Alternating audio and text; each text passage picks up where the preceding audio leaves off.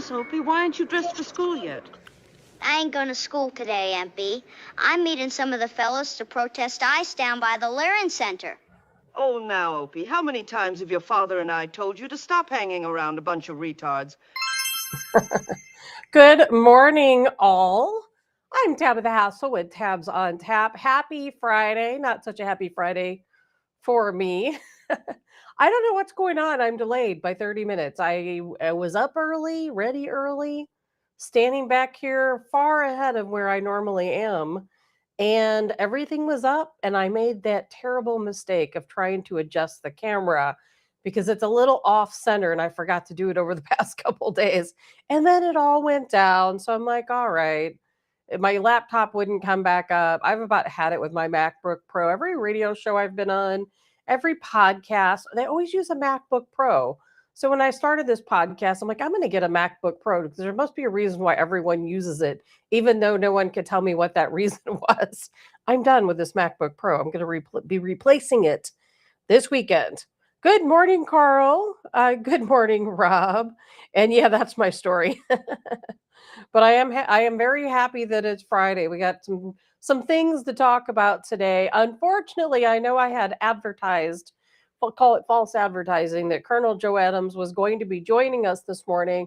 Unfortunately, he notified me just a few minutes before I was coming on this morning that he was not going to be able to join us today. He will be joining us on Monday. So we will be missing Colonel Joe Adams today. He was going to come on today and talk about some new information he had in regards to the Islamic terror threats we've been talking about most recently. Just kind of a reminder, of course, we'll talk about that on Monday, where we have these kind of like a two-punch terror threat that's been taking place against various hospitals, healthcare centers across the United States. And I believe that a lot of those threats, the date line is going to be somewhere in February, March, from what I understand.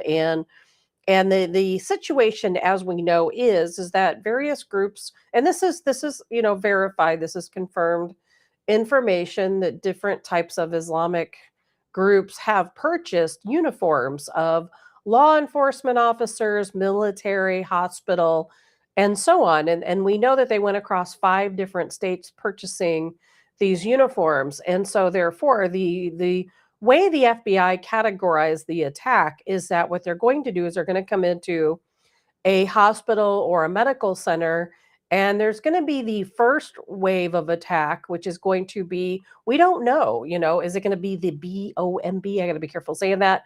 Or is it going to be, we don't know. We just don't know. But there's going to be a first wave of attack. And then you're going to see someone who's going to be in a law enforcement outfit, and they're going to blend in. We think the first wave attack is going to be somebody dressed as a medical personnel. The second wave will be somebody that's a first responder, and they're going to wave everybody in this direction. They're going to say, all right, everybody, something catastrophic has happened. Hey, let's go this way, this way, this way. They're going to cordon everybody off in a certain area. Then the second round of attack is going to occur against those folks. So, that's something we always got to keep our guard up.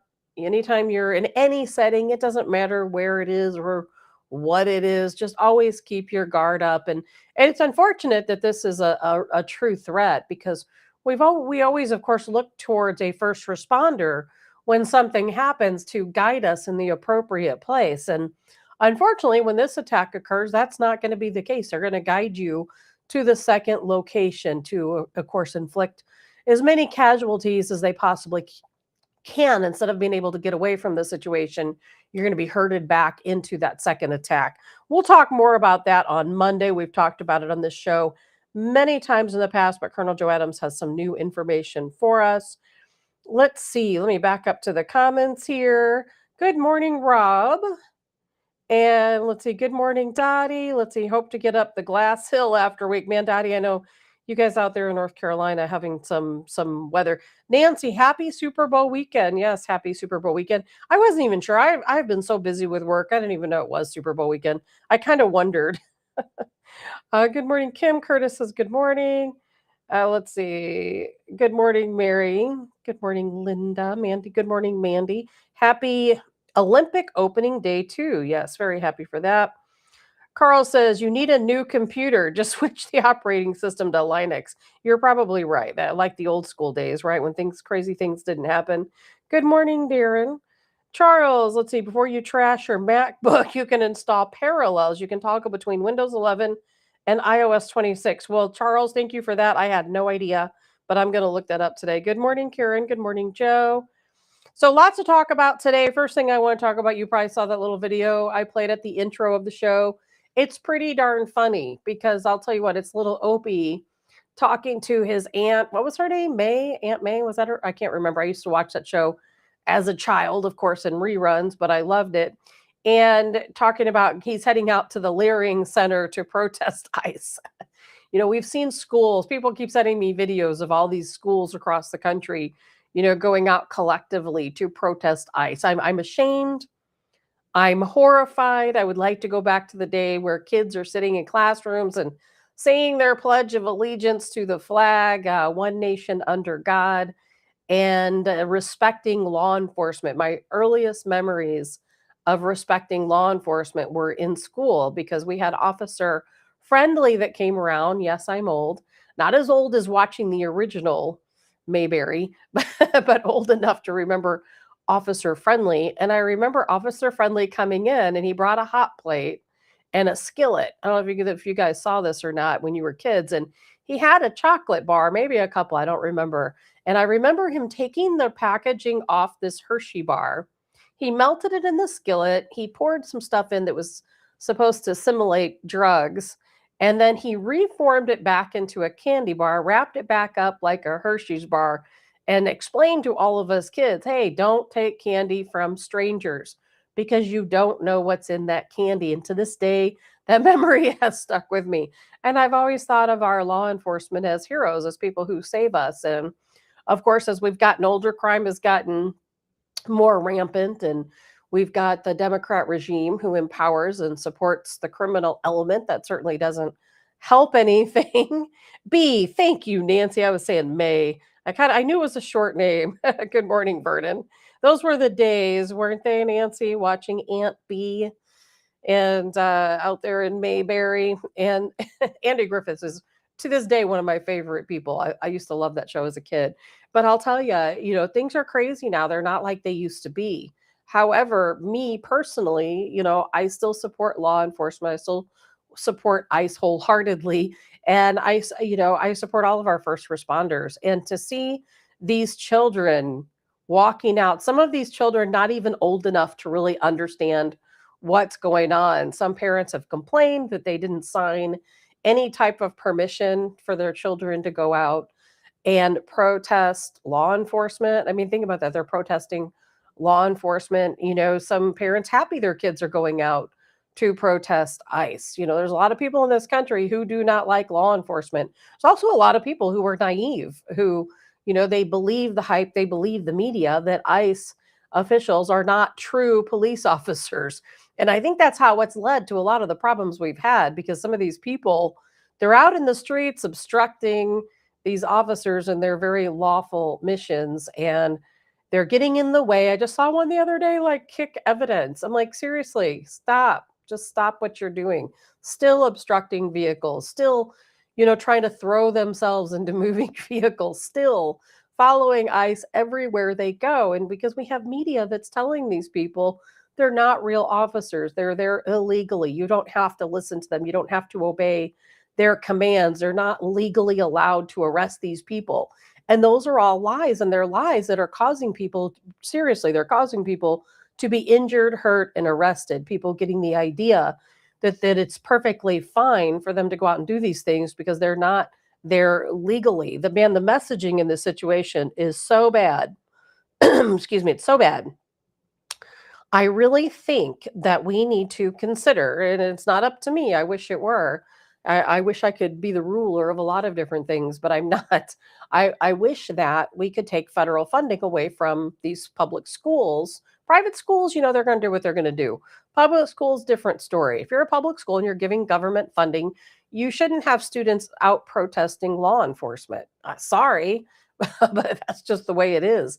And before anyone out there says, well, the government can't take away funding because what a school does, oh, yes, they can. They certainly did under Joe Biden. If little girls didn't allow the little boys to play their sports and participate in showers and locker room clothing changes and didn't allow them into their bathrooms, then guess what? Those schools, public schools, were threatened with losing their Title IX funding. Some schools did lose their Title IX funding. So don't even say that we can't take away their funding for these anti law enforcement protests. It is what it is. And Carl, what streaming system I use, it's called Restream. Restream. I'm not super happy with it, by the way, either, but it is what it is. I have very little time, so I don't have a lot of time to look under other streaming services. When I was on Cancel This, we went through, when we first started the show Cancel This, we went through so many different services, looking at services, and we tried different ones like on a test basis. And in the end, we tried StreamYard, we tried a couple different things.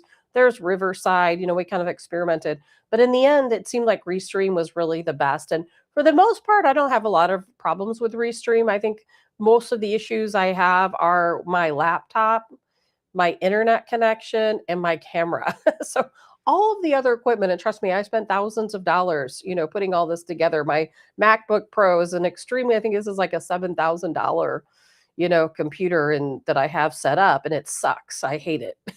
And I don't use it for anything other than the show. I'm a Windows girl. I can't get used to using a MacBook. So it just sits here on the table all the time. It doesn't leave this spot.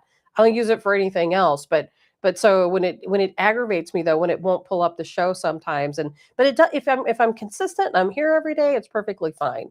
Mondays, but you know what? That's not any different than though when I worked in radio or in an actual podcast where we had a producer, because in those situations it would be the same thing. We'd leave on Friday, we'd come back in on Monday, and 6 out of 10 times we'd have some problems on Monday morning. It's like everything just goes haywire, when you're not there operating it every day. But you know what? We're just your basic podcast, so it's all right.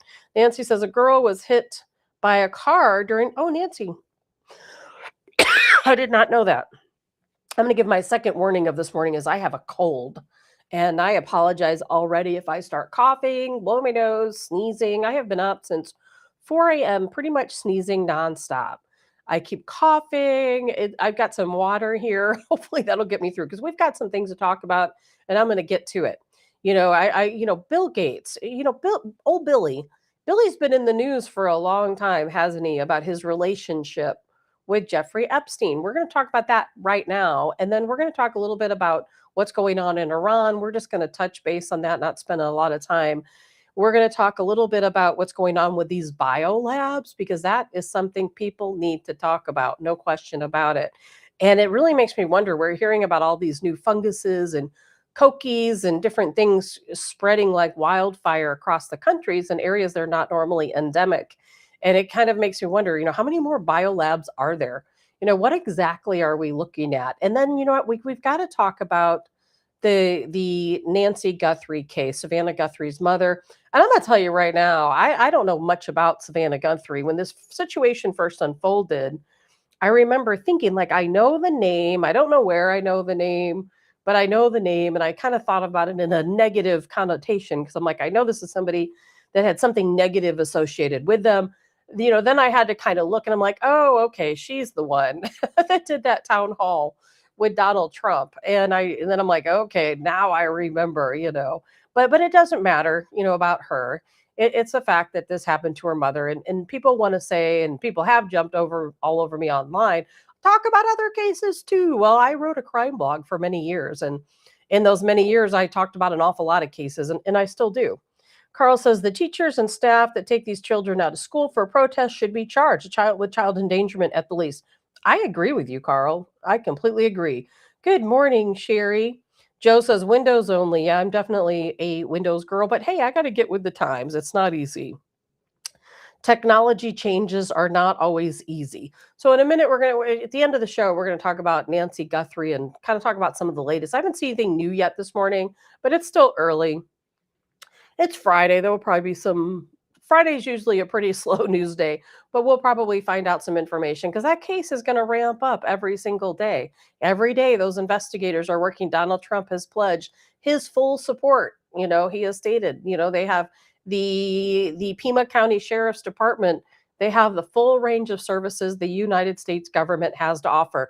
We're going to talk about that. And we're going to talk about crypto, and we're going to talk about potential ransom notes and how crypto is not quite as anonymous as it once was. And that's why, to some degree, I kind of give some doubt to the ransom note. But we're going to talk about that. But first, I want to talk about old Billy Gates.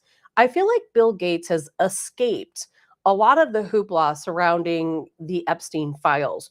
They've gone after Bill Clinton. They've gone after Donald Trump. I haven't even seen Donald Trump's name mentioned in these new files that were released. I mean, seriously, there's nothing that I've even seen there, but I haven't combed through them with a fine-tooth comb either.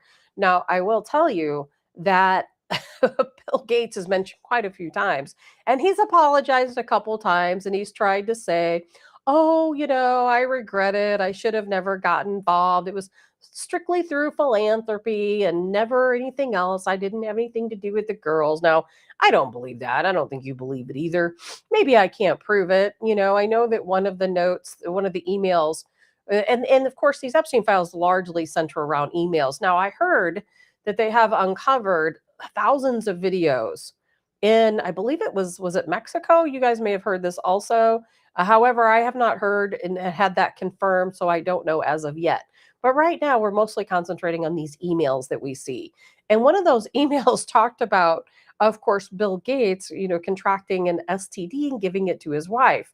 Now, of course, he's had affairs. That's been obvious and talked about and confirmed. There's no new news there. But we do know that Melinda Gates, when she divorced Bill Gates, she mentioned that the Epstein Island and his association, I don't know if she mentioned Epstein Island, but she did say that his association with Epstein was a part of the basis of why she wanted to get a divorce. So I don't know. I just don't know. But within those files, there was also an email. I don't know if you guys saw it, but there was an email that between him and Epstein where it was regarding a girl that Bill Gates had an affair with, a long-term affair. And it was stated in these emails that Bill Gates left her penniless. She was sleeping on friends' couches, despite his great wealth. He didn't give her anything at all. And when they broke things off, he was just done. She didn't have a home to live in, didn't have anything. And so Epstein stepped up and he enrolled her to take some classes and learning how to code, which I thought was kind of interesting. And he then later came after Bill Gates and said he wanted to be paid back for that girl's college tuition. So kind of some funny stuff there. And let's see, good morning, Sandy. And Carl says it looked like a hostage video or total BS. Yeah, we're going to talk about that. Brenda says Quantico special team is there. Speaking of Nancy Guthrie.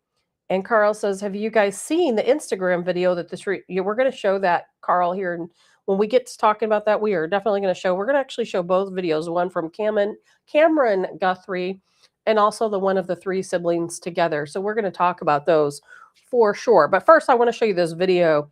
This is Bill Gates being absolutely harassed. And I don't wish harm on anyone. I really don't. I don't wish harm on anyone. I don't want anyone to get hurt.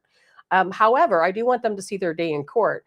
And I do feel, again, that Bill Gates has largely come out of this unscathed. And people are finally starting to take notice. And I'm glad to hear that. He was leaving. This is the second video I've seen where he was out in public and absolutely, getting the mob action. People are coming at him like, you need belong in jail. Here, let's look at this video. Marjorie Taylor Greene, by the way, released this video. Good morning, Matt Nickerson.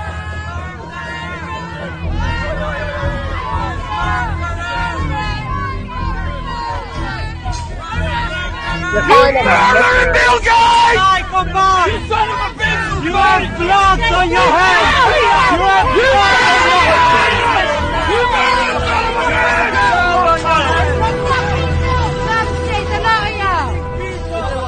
I heard that he was in London. That's a pretty long video, but he is probably beside himself. He probably doesn't know what to think. he's probably going to go into hiding and never be seen again, as he should, because I'll tell you, I'm not going to go down the long road of Bill Gates today, but how many, what is that guy responsible for? And I know I've watched his videos, and I'm sure that some of the, research he's funded has done some good within the medical community, but he's also done a lot of experimenting and a lot of things that I think could have permanent impacts on our environment. We could spend all day talking about that, of course. Drew, Donald Trump is posting the Obama's as monkeys. Drew, I didn't see the video of that, but I did see that he had posted a video today of the Obamas as monkeys. And I can't really talk to it because I just don't know. I just don't know. And let's see, Carl says Gates is a total scumbag. Not sure how many will be prosecuted for anything. A lot of stuff in the emails, but they use so many cryptic words it would be hard to prove that anything. Carl, no one's going to be held accountable. I will just answer that for you right now. There will be no one held accountable. No one. And Sherry says the leader of Benghazi attack was just captured. Sherry, I read that this morning. And yes, the leader of the Benghazi attack has been captured. I mean, at least we're seeing some accountability somewhere, because we're not certainly not seeing it where we think we need to see it. All these ridiculous protests still continuing, nothing happening there. There's a couple of arrests here or there. I did read, I'm sure you guys probably saw it too, where the Department of Homeland Security ordered 35,000. You see that? 35,000 different types of crowd deterrents, whether that's smoke bombs, flashbangs, pepper spray, 35,000 different units of crowd deterrent. So I'm sure they're expecting a war to unfold, but me, in the meantime, I'm wondering what's going on with these biolabs. That's kind of what's on my mind today. And Carl, thank you for bringing that to my attention last week, and I had read that they also found a biolab in Chicago, but then I never saw any more mention of it. So I don't have any details about that. I've looked and I've looked and I've looked, and I don't see anything about that. But I do know for a fact, of course, they did find that biolab quite a while back. That was it Breedley, an area of Los Angeles and California. And it was the same guy. Now, here's the thing with these biolabs. They just recently uncovered one in Las Vegas. Thousands of vials, thousands of vials of various substances. And I've read anywhere from COVID to Ebola to things that they haven't even checked yet. So when you think about that, here we have two biolabs, and there's many more. Where there's two, trust me, there's many more. And these biolabs, again, one in Reedley, California, then the other one in Las Vegas. The one in Las Vegas, what's so crazy about that is it was being used as an Airbnb. And the only reason why this biolab was uncovered is because there were people actually staying in it as an Airbnb, and they became, quote, deathly ill. I don't really know what that means. I haven't read anything further about their symptoms or how they're doing right now, but I read they were deathly ill. And of course, investigators came in, they found the biolab in the garage. So when the people were in the house renting it out as an Airbnb, and who knows how many people have used that Las Vegas home as an Airbnb, and who knows what they may have been exposed to. To me, I feel like that using it as an Airbnb was really just part of the experiment, in my opinion. That's my opinion of it. So when investigators arrived, the garage was locked. The tenants did not have, the guests, I should say, didn't have any access to that garage. They went in, you've probably seen the photos or the video, and then they uncover there's a refrigerator, a deep freeze, all of these different vials marked with different things. Again, anywhere from COVID to hepatitis to malaria to Ebola. Ebola is a very serious virus. And who knows what else they have there? They don't have all of the testing completed yet. And I really do wonder, I really do wonder, is it possible that this biolab was being used to experiment on the Airbnb guests? I mean, it would make sense, wouldn't it? Was it maybe an unfortunate leak, and that's what caused these folks to be sick? We haven't yet heard what they're sick with, or I should say, I haven't heard what they're sick with. And it would make sense that if they were to, let's say, plan a leak of some type of viral substance, or even plant some bacterial substances around the area that these people could come into contact with. And then they leave the Airbnb and they go around and they start infecting other people.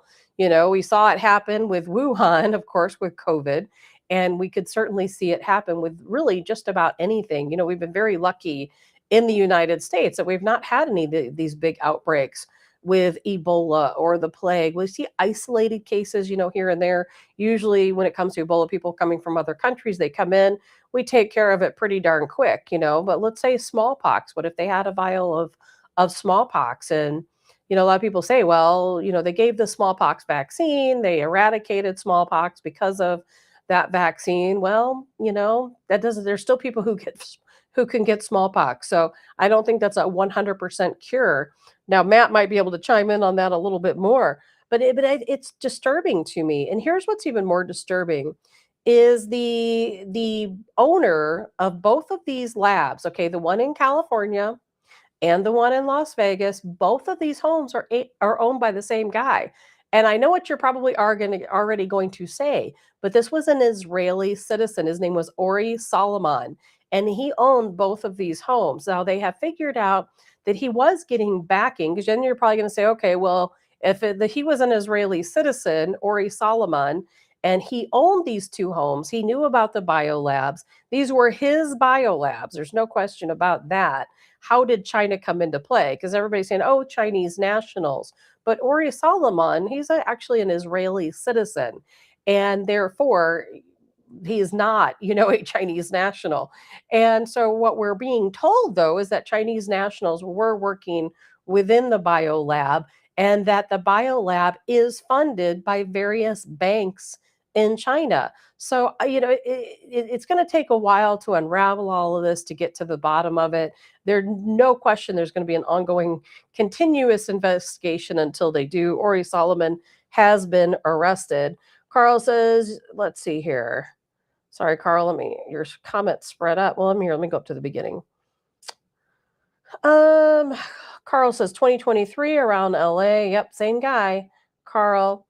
And Drew spewing a bunch of nonsense. Carl says you can bet your ASS there are many spread across the country. My wife and I talked about it last night. She called me saying there would be more back then. I believe they have found a lot since then, but they were shielded from making the news. I think some in the Airbnb were hospitalized, and that's how it was found. Yeah, they were very seriously ill, from what I understand, like a matter of life and death ill.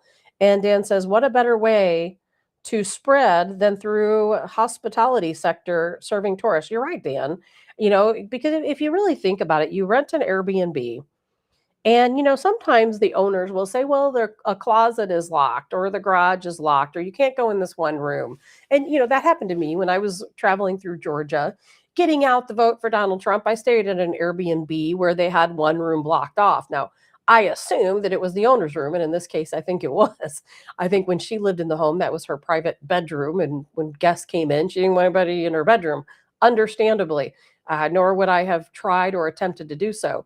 But what if I had gotten sick and ended up in the hospital, and investigators like, all right, you've got this really weird virus that we've not seen here before, or don't see very often. How did you get it? Where have you been? Of course, they're going to track down where all of the places you've been. Where have you been shopping? Where have you been traveling? Have you been outside of the country, outside of the state? Oh, I was at an Airbnb. That's different. I'm not from here. I'm visiting Las Vegas, and I'm staying at this Airbnb. Oh, okay.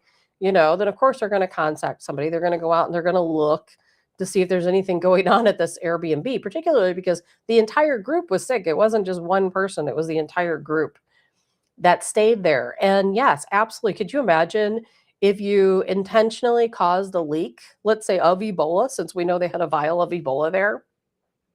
And it could have been, we don't even know what they're sick with. And all of a sudden they have Ebola, they leave, they're going to the grocery store, and especially in Las Vegas, such a huge touristy area. They're going to the casinos, they're going to all the restaurants that, are fairly crowded at times, and they're going back to the airport to go home. Well, then the next thing you know, it's spreading all across the country. I mean, it does actually make more sense that they might do that versus maybe going into a crowded, festival, and spreading it around, both, of course, very effective. It's a very strange situation. Joe says, you mean like the really weird illnesses you are dealing with now? A lot like that, Joe. Speaking of, yeah, the illness that I have, still undetermined. It's a very strange case. And I was traveling around Georgia. I was staying in different Airbnbs. And I did get sick in Georgia. I was having a hard time breathing. For anyone that doesn't know the story, I was having a hard time breathing. I came back home to the St. Louis area to get a CT scan done. And then they found out that I had nodules in my lungs, I had enlarged lymph nodes, and they thought it looked like a malignancy. It was positive. It was avid, on a PET scan, on two different PET scans. I've had two biopsies, both inconclusive. They have no idea. There's nothing there but necrosis. They know that whatever it is causing necrosis. They know that it's caused necrotic granulomas, but they have tested me for everything under the sun. I've seen lung doctors, I've seen autoimmune specialists, I've seen infectious disease doctors, and the infectious disease doctor said, whatever it is you have is something probably very rare that we don't see very often. So they sent in my labs to have molecular testing done at the University of Washington in Seattle. Came back inconclusive. They don't know what it is. They don't see anything there. But yet there is something there making its way through my lymphatic system that causes necrosis. Yet then it's right here in the middle of my chest, that area right above your heart, right between your lungs. And, it's there, still avid on the PET scan, still doing its thing, but yet they have no idea what it is. And my doctor jokes around and calls it the $1 million diagnosis because they have tested me for so many things and still it's nothing. So it makes you wonder, okay, well, it is something, but it's something undetermined that they can't quite figure out. And when you have all these people, experimenting in these biolabs, who knows what kind of concoctions they're coming up with? And think about that. For me as an example, thank God I'm feeling pretty good. But think about that. Had it been more serious, and in the end, it could be serious if it continues to spread around my body. Right now I have some enlarged lymph nodes around my heart. What if it spreads there? You just don't know what's going to happen. Now, what if it's not just me? What if many people end up having the same thing I have and they're all out going to these different doctors and the doctors are all saying, hey, we don't know what this is. We've never seen it before. It's not this, it's not this. The labs can't detect what it is. We know it's there, we see it, but we don't know what it is. Then all of a sudden you're going to have a bunch of people running around with no treatment options. And then what? Thankfully, it's at least not contagious, which is why I don't think I ran into any bioweapons. But man, you know what? You never know. Paul says that's why Omar should have been isolated after being sprayed by that crazy guy, and everyone in the room should have received the same treatment. Yeah, well, I'm going to leave that as it is. I think we know why that didn't happen. And let's see. Joe says weird that, let's see, they would infect people who are getting out the vote, right? Paul says all you have to do is have any bioweapon in a tiny spray bottle and spray it on a public buffet. It's very effective and would spread like crazy. Yeah, that's what's so scary about these, bioweapons is some of them do spread. They don't all spread that easily, but some of them do. And if you think about it, if you want to really create the perfect bioweapon, right? You're going to create something, in my opinion, similar to what COVID is for some people. Now, obviously, COVID's not quite as severe as a lot of other things, but it's affecting a lot of people. It's destroying a lot of our healthcare systems and that. How many people are on disability now because of COVID? Some people might say, how many people are on disability because of the vaccine? Now, that I don't have an answer to. But I do know, and I have talked to doctors who have told me that our disability system is inundated by people who are suffering from what they call long COVID or people who had severe COVID symptoms. So with COVID, let's just say I do believe COVID was a bioweapon, by the way. I don't know that it was leaked intentionally. I think it was leaked by accident there in that Wuhan lab. And we've talked about why I believe that. But think about that. COVID is, while it did kill some people, of course, it killed a lot of people, but more often than not, it spread asymptomatically. So people were out, maybe feeling perfectly fine, feeling pretty good. You're out, you're playing sports, you're going to sporting stadiums, you're going to the stores, you're around your family, you feel perfectly fine, but yet you're still giving it to other people. And some of the people you're going to give it to, it's going to affect, obviously much more seriously. And trust me, I know my son's father died from COVID. So it is very real. It certainly does affect people very seriously. I know a lot of people who are suffering from what they call long COVID, and where they got COVID, it caused them to have heart problems, arrhythmias, and these were people who were not vaccinated. I'm not talking about the vaccinated folks. I'm talking about the people who just had COVID. I know people who've had problems with irregularities in their blood pressure. They can't seem to stabilize their blood pressure. I know people who've had aches and pains and organ problems, people getting turbo cancers. And again, I'm not talking about people who are vaccinated. I'm talking about people who just simply got COVID. And so I really do think that something like that is going to be much more effective than something like Ebola, where you get Ebola and you're so sick you don't leave your house. There's a lot of other viruses that are that way as well. But you get Ebola and you're like extremely sick. You go to your room, you stay there because you're too sick to get out of bed. That's going to limit the exposure, right? And it's going to kill the host. The virus doesn't want to kill the host, right? It wants to keep spreading to more people. That's its goal. So Ebola is, in my opinion, is not, even though it is spreading pretty heavily over in the Congo and so on. That's because it's going to caretakers, but then they kind of tamp it down, and it starts out again in these different villages. But either way, I think, in my opinion, COVID is exactly the way to go. Find something like that where people can spread it asymptomatically. Dan says USDA and the FBI actually have agro-terrorism units monitoring constantly for intentional introduction of plant or animal diseases since 2012. They certainly do, Dan. That's one thing I am glad about is, when you're traveling, they don't allow you to travel with certain plants and certain different types of organic material. And I think that's a good deal, particularly, especially if you're coming from other countries, but sometimes even state to state.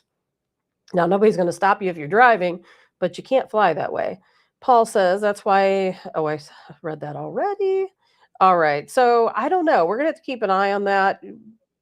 These biolabs. I mean, it's kind of scary to think that you don't know somebody in your own community could be running a biolab, and you really would have no idea who.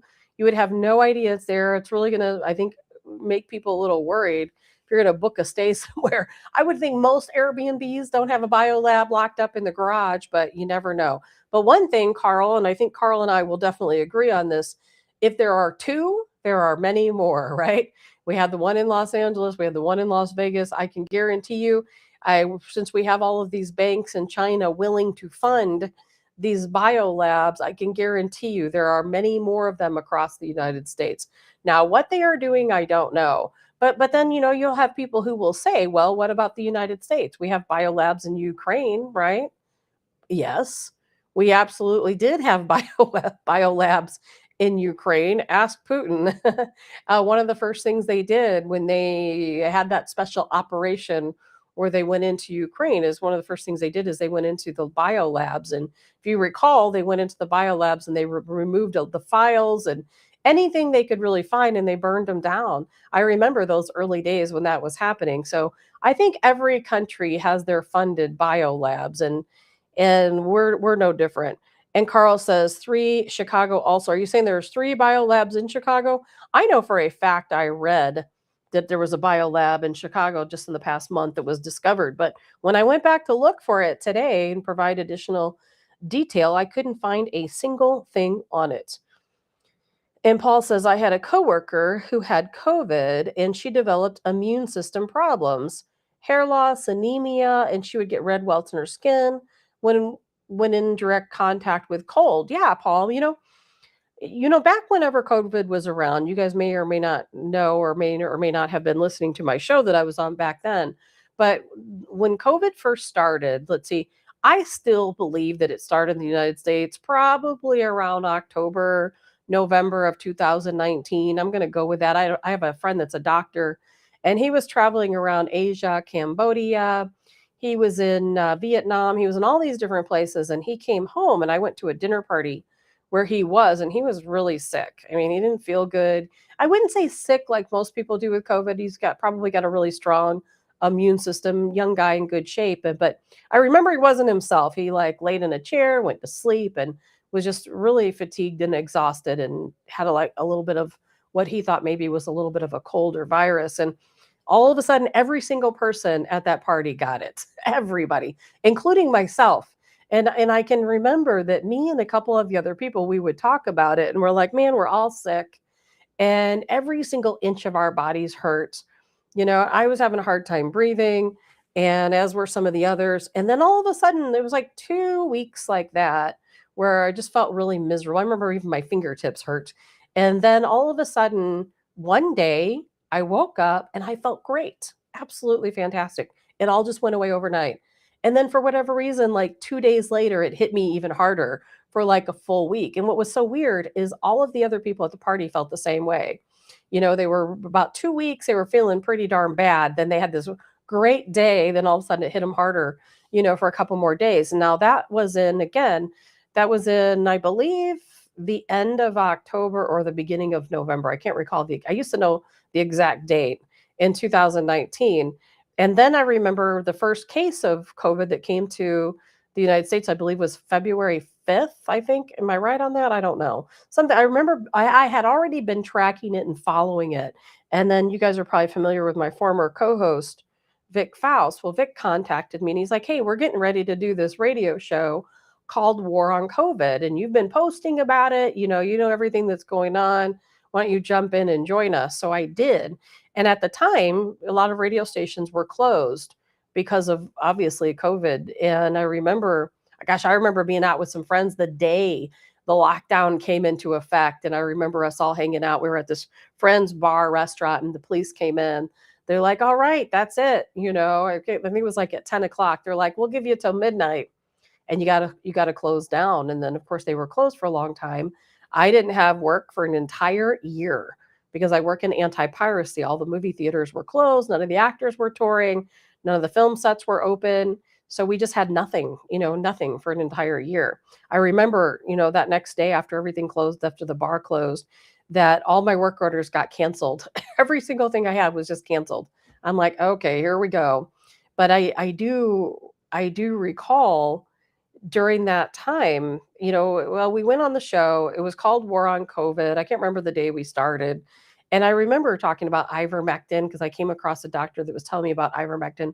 We talked a lot about that on the show. And of course, she got in a lot of trouble for saying that word, back in those days. But I remember on the show, we would experiment. I remember when the testing first came out where you could test for antibodies, and we had a group come in and test us all. And since all the radio stations were closed, we were syndicated.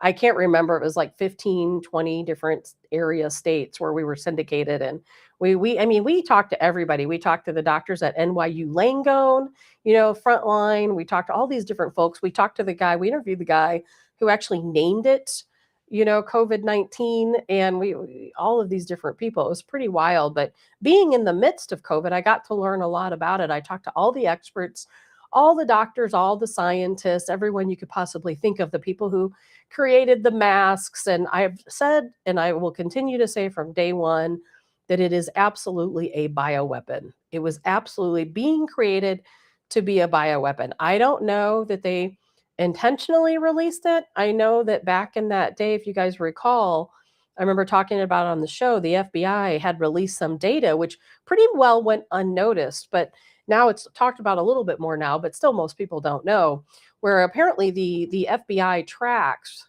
biolabs and they track cell phone usage at all biolabs of this caliber. And they were tracking the cell phone usage at this particular biolab in Wuhan. And then what happened, I think it was starting maybe October 9th, if I recall correctly, 2019. All of a sudden, the cell phone usage within that lab started to go down. Not as many people were coming to work. All of a sudden, it went from a pretty steady level and it started going down. I think it was by October 12th. All cell phone communication in that lab was gone. There was zero people going back into that lab at that time. So I'm going to guess that is when the leak occurred. I don't think it was an intentional leak, but that's when the leak occurred and people in the lab probably started getting sick and worried. And of course, these people in this lab who are asymptomatic, some of them, they're going to that market across the street. Remember when everybody blamed it on them? What was it, eating bat soup or something? But really, it was these people, these folks from this lab who had already been infected, some of them asymptomatically, going around and spreading it. And we all know how it played out after that. Abe says, when I found that show with you and Vic, it was such a breath of fresh air. Still watching you. Thank you, Abe. I appreciate that. And Paul says, I got my antibody count after you pushed it so hard when you were on the Viper. My count wasn't as high as yours, but it was high. Yeah, remember we used to talk about magic blood? We got the magic blood because we didn't, some of us didn't get vaccinated. We were like, not going to happen, not going to happen. I think I can't recall. I think Vic had to because he was an anchor on Fox 2, news. I think they forced him to get the vaccination. I can't really recall exactly, but I think that was the case. But I do remember that all of us, when we had a guy come in with those first antibody tests. Now, I still thought that I had gotten COVID in October, November, whatever it was of 2019, but nobody else agreed with me or believed me. And to this day, I still think that's the case. And I think they have traced cases back quite a bit earlier. I think most of us probably already had it before that big wave came through, even though they said we didn't have any cases here in the US. But I remember testing for antibodies, and my antibody level was pretty high, but I felt perfectly fine. Of course, this was a long time after, I would have had it in 2019, several months later. But since that time, we would joke around and we would buy antibody tests regularly. Never again did I have any kind of symptoms from anything, but I did test positive for COVID twice on the show when we used to joke around about it. And I'd be like, okay, well, I tested positive, but I feel perfectly fine. There was absolutely nothing wrong. No fever, no cough, no tiredness, nothing. And it was really strange. I remember us all talking back then about blood types and how it affected some blood types more than others, and diabetes. And I'm not going to go down that whole line of things because we've talked about it so many times before.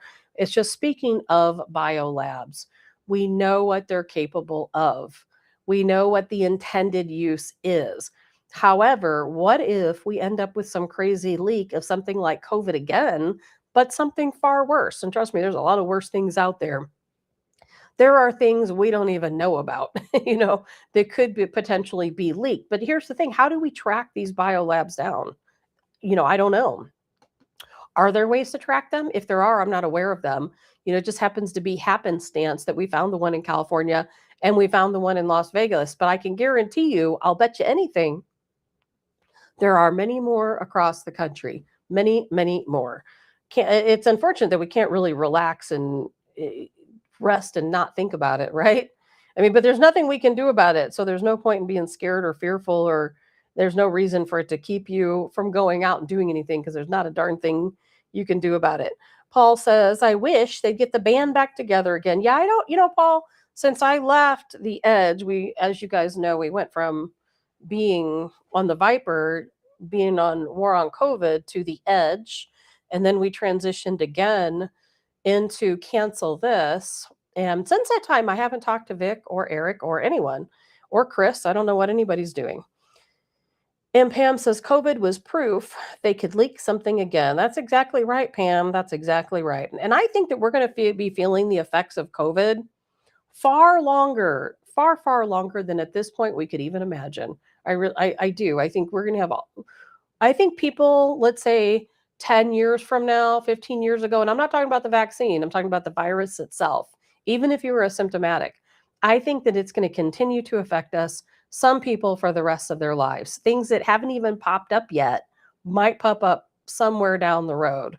You just never know. Because I thought about that whenever I had this situation, whatever it is going on with my lungs and my lymphatic system. I thought, man, what if it's COVID? It's in there, it's implanted, it's just doing its thing now. That's probably not the case. I probably breathed in some spores, but you know what? You never know. All right, guys, it is time to move along. We're going to talk about Nancy Guthrie. I want to talk about that before we go. I don't have a ton of time left since I got started late, but I feel like we have to talk about it. And yes, there's a lot of missing persons cases out there, and I'm going to start focusing a little bit more on those. As some of you know, I wrote a crime blog for quite some time. I wrote a lot about that Delphi case in Indiana. I wrote quite a bit about the guy they referred to as Mr. Maroon, who was a prolific serial killer, just a crazy person, and ended up killing a mom and her daughter out in Portageville, Missouri. There's a lot of cases I've written about. Now, when I wrote my crime blog, I focused on stranger abductions, stranger homicides, and serial killings. Most of the time, when it's a serial killer, they kill strangers. And the reason why on my blog I focused on stranger homicides and abductions and so on is because they are extremely rare. They're a big puzzle. 90 point whatever percent of the time, a victim is murdered, kidnapped, abducted by somebody in their inner circle. 90% of the time. I mean, it's somebody that they know. It's so rare for it to be a stranger. Less than 1% of all homicide cases, or kidnapping cases. They don't even track adults kidnapped, quite honestly, in a ransom situation. We're going to talk about that because it doesn't happen often enough to even track it. They don't even track it. It's just extremely rare.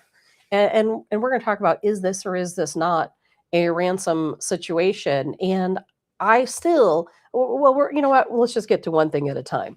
First of all, we have Nancy Guthrie. She is Savannah Guthrie's mother. Nancy, she is 84 years old, lives in the outskirts of Tucson. And yes, people say, it's not the outskirts of Tucson, it's Tucson. No, it's the outskirts of Tucson.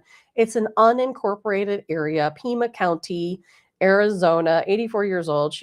All this unfolded, and they've released a timeline. You've probably read it online. All this unfolded, let's say, Saturday night, early Sunday morning on the 31st. So on January 31st, and as a matter of fact, I'll read the exact timeline to you because guess what? I have it right here. We're going to talk about what happened to Nancy and what exactly could be. Where is Nancy right now? If authorities, of course, investigators still holding out hope that she's alive. I hope so. I think we're all certainly praying that she is alive. We're going to play those videos of her family, of course, trying to plea to the folks that could be potentially holding her. And then we're going to talk about, could it be a ransom? Is it a family member? Is it someone she knew? What's going on with the white van in the neighborhood? Random strangers lurking around. We're going to talk about that. But first, let's talk about the timeline.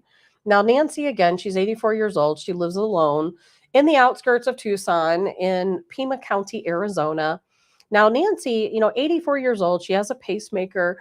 I call her frail. Somebody jumped all over me for calling her frail. But in my opinion, she is frail. You can tell by the photos. She's like a lot of older people. Her skin is paper thin. It wouldn't surprise me at all if that's why they found those blood droppings outside of her front door. If you've taken care of or know somebody who's elderly, you know how their skin can be like tissue paper. It doesn't take much at all to tear and rip and cause some bleeding issues. Now, I have heard that Nancy, of course, has her pacemaker. It's a Medtronic pacemaker. She allegedly takes blood thinners, and she also takes high blood pressure pills. She does have high blood pressure. And so, yes, in my opinion, yes, she's frail. She is frail. She has mobility issues. I've heard she can take about 50 steps and at some point, but then I heard at the time of her going missing that she was even a little bit more, or I should say a little bit less able to walk, maybe not even that 50 steps. She had used a cane. Some people said at that point she was using a walker. But let's see here. But we are going to go through this timeline. And Colonel Adams says the Mexican border is just over an hour away from the Guthrie house. Yeah, I read it was like 75 miles. Nancy Guthrie's house is 75 miles from the border. And Mr. Parnell, Arizona is a hot spot at the moment. Multiple DPS officers have been shot the past couple days. I saw that. A helicopter crashed. Let's see here. John says, isn't it funny that Savannah's husband used to be a fixer for the Clintons and walked away from them? And now they are getting ready to go in front of Congress. And the fixer's mother-in-law disappeared 2 weeks before. Let's see, in front of a congressional committee. About that a little bit, John. Also, talk about it now because I don't want to forget. So her husband, his name is Michael Feldman. That's Savannah Guthrie's husband. His name is Michael Feldman. And I think what was the name of his, I know I'm being a podcaster, I should take notes, but I don't. The name of his company, was it Grover, something along those lines. And what they did is they did PR media coverage for various people. And one of those people, of course, was Bill Clinton, or potentially Hillary Clinton as well. And so they covered all of his PR and his media, and they were, like John said, they were fixers. If you had some problems, they would fix that situation. They'd smooth it over, make you look good in the media. Well, then all of a sudden they stopped working with the Clintons. And I don't know why. I don't know the background, and I don't really have any history of that other than what little bit I've read online. And the story goes, and I don't really personally feel like it's connected, but you know what? Stranger things have happened, right? Stranger things have happened. We both know the Clintons have been called to give testimony in the Epstein case. And obviously, that's a PR nightmare, a PR nightmare. And now they don't have the company that would normally represent them and smooth things over in the media. And of course, the Trump administration threatened to arrest them if they didn't come and testify. Now they have said they are going to come and testify. And all of this did happen around the same time. Now, I would assume the Clintons found another company that will represent them. But the Clintons, I think we all know there's a long list of folks tied to the Clintons that have disappeared or perished under unusual circumstances, to say the least. So we can't, in my opinion, completely rule it out. I'm not going to put it at the forefront, but we cannot completely rule it out. I was even reading this morning that Savannah Guthrie, back quite some time ago, had interviewed some of the victims of Epstein, and that she was very well versed in the case, with Epstein and the victims and some of the accusations against the Clintons and some other people. So there could be a lot that she does know. And we do know these high profile folks like the Clintons can potentially get involved. I still think they're responsible for the death of Justice Scalia. That's another story that has gotten me a lot of heat in the past. So I gotta be careful talking about those things. Seth Rich, where's Seth Rich? Still missing. Well, I shouldn't say missing. His killer is still missing. And let's see here. Carl says maybe that's it. Why? It looked like a hostage video.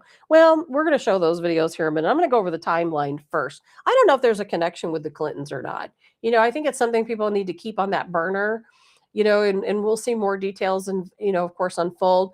It could be that Savannah and her husband do think it's involved. We just don't know how deep these things go. And we know when it comes to the Clintons, I think things can go very deep. I think a lot of things can certainly happen. So I wouldn't want to rule it out. Now, here's a little bit of a timeline, and we're going to talk about one of the potential discrepancies here in the timeline. Now, yesterday, the Pima County Sheriff's Office, along with the FBI, did give a second press conference. They had given one Tuesday, and then they gave another one yesterday. And it'll be the last one they plan to give unless there's new information to be released. So here is the timeline given by the Pima County Sheriff's Department. 5:32 p.m. This was on Saturday, January 31st. Nancy took an Uber to her daughter's house for dinner and games. Now, a lot of people have asked, well, why her daughter lives, 10 miles away. Why wouldn't they just go pick her up? Why'd she take an Uber 10 miles? I don't have the answer to that. Maybe they were busy. Maybe she insisted. She didn't want to bother them. There could be a whole host of reasons why she took an Uber. Maybe she had something else to do first. And I do know that investigators did speak to the Uber driver. Now, they have not said anyone is cleared yet. I have not heard that term being used yet. They said they talked to the Uber driver. At no point did they say the Uber driver is clear, nor have they, excuse me, nor have they said anyone else is clear. 9:48 p.m. They believe this is when Nancy arrived back home. Now, they believe that she went into her garage and they saw when the door opened and when the door closed. Now, here's where things get a little bit interesting. I'm sure if any of you follow this case, you will see that there's a lot of blame, I should say internet, social media blame being placed upon her son-in-law, Tommaso. I think they pronounce it Sioni, if I'm correct. And he allegedly is the person who drove her home. She took the Uber to her daughter Annie's house. It would be Annie, her husband Tommaso, and they have a son who I believe is a teenager. I haven't been able to confirm his age, but I do believe he's a teenager. And then somebody, now the Pima County Sheriff's Office will only say a family member drove her home. But if you know who Ashley Banfield is, Ashley Banfield's been in this business for a very long time, and she claims that her police officer friend told her that it was Tommaso that did drive Nancy home that night. Now, allegedly, Tommaso said that yes, he drove her home. He watched her go inside the door and the door closed. So he felt that yes, she did get home and she did get home safely. That's what we're being told. Now, the garage door opened at 9:48 p.m. and it closed at 9:50 p.m. So, that's just a couple of minutes, 2 minutes, which makes perfectly reasonable sense. She comes in, she opens the garage door, she goes inside, closes the garage door. Nothing too crazy there if that is indeed how it worked out. Now, at 1:47 a.m., now this is on February 1st, the following morning, her doorbell camera disconnected. Now, I've heard it's a Ring camera. Somebody else said it was a Nest camera. I do think it was a Ring camera. And they said it disconnected. Now, we have since learned that camera is gone. Someone removed it. Now, Ashley Banfield said that her source told her the cameras were smashed. And of course, the Pima County Sheriff's Department said, What are you talking about? Why would you say smashed? They, of course, they're not going to give that information away. And so, therefore, it says here that the 1:47 a.m. camera disconnected, 2:12 a.m. camera software detected movement, but didn't capture a video. Now, here's the thing, and investigators said they don't know if it's a person or an animal. Now, here's the thing with the cameras. Now, Nancy, very active in her community, had gone on to the Nextdoor app, and she had asked everyone, hey, I'm thinking about purchasing a camera, maybe a doorbell camera. Does anybody have any advice for me? And she had mentioned Ring, which is probably why she ended up getting a Ring camera. Now, we are told that there are several cameras around the property, and those cameras were missing. They're missing. And I didn't hear damaged, maybe damaged and missing, but from what I understand, they're missing. I did a little experiment myself with my own camera. I have a very similar camera system. So I unsubscribed from my plan. I took my camera, I walked in front of it. It alerted my watch and my phone that there was movement. It just said movement detected. And then I went to the app, because of course, if you have one of these cameras, there's an app. I went to the app, and on the app, it said, again, movement detected. But when I went to click on it to see what that movement was, it said, sorry, but you need a subscription. Now, we know that Nancy did not have a subscription. So she had the cameras. She did not have a subscription. And it's my understanding she wanted the cameras. What she said on the Nextdoor app was to watch animal activity. So she did not have a subscription. Now, so what I did on my own experiment is I said, okay, I purchased this subscription again, reinstated my subscription. And then I thought, well, maybe the video will be there and it'll show. Nope, wasn't there. And it says, no, all my old stuff was there, but not during that few minutes whenever my subscription had been canceled. And I found out later that not only if you don't have a subscription, not only does it not save in the app, it doesn't save to the cloud either. And so investigators have announced that there's nothing more they can gain from any of Nancy's camera footage. And let's see, Carl says they took his car for forensics. I haven't heard any more about it. We're going to talk about that too. Paul says, did you see the comparison videos of the mother on Silence of the Lamb asking her family member back, let's see, and Guthrie using the identical same words in their video? No, I did not see that. I'll have to look into that. We're going to show those videos in a few minutes when we get done with this timeline and talk about the ransom situation. So that was at 2:12, the software detected movement. All right. So we have 1:47, the doorbell camera disconnected. We can assume whoever the perpetrator was disconnected the camera. 2:12, some camera software, must be other camera software, maybe to a different camera detected movement. 2:28 a.m., Nancy's pacemaker lost its Bluetooth connection to her Apple devices. Now, this part's really important because Nancy wore a Medtronic pacemaker. So let's see, at 2:12, sorry, I'm getting all mixed up. 2:12 a.m., camera software detected movement but did not capture a video. Now, I've heard two stories of that. I've heard that camera was inside of her home, and then somebody else said the camera was outside of her home. So think about that. Perpetrator arrives, 1:47 a.m., they remove the Ring doorbell camera, and then by 2:12 a.m., a camera, again, I heard it was inside, some people say it's outside, detected movement. 2:28 a.m., her pacemaker lost its Bluetooth connection to her Apple devices. Now, I have an implanted device myself for my heart. I have atrial fibrillation. Now, I don't have a pacemaker, but they work similarly. Now, I also have an app, and my device connects to my app. Now, the way my situation works is similar, I think, to what Nancy's does, is that, as long as I have my cell phone near me, now hers connected to her watch and to her phone, my only connects to my phone. But if my cell phone is near me, then it's continuously pinging, transmitting data, once or twice a day, it uploads that information. Now, if something happens and I have some weird arrhythmia, something crazy happens, I pass out or my heart stops beating, then it does like an emergency notification. It notifies the device manufacturer, who notifies my doctor's office. Mine has the ability to contact emergency services and send them wherever I am if I have my phone with me. If I don't have my phone with me, the data is saved on the device itself, but it is not being transmitted to my phone or to the doctor's office. And so therefore, I'm guessing that the same thing happened with Nancy. So I think it's safe to assume that at 2:28 a.m., between 2:12 when the camera detected somebody and at 2:28 a.m., when her pacemaker lost its Bluetooth connection to her Apple devices, that is when she was already removed from the home. Your devices can connect for quite a ways.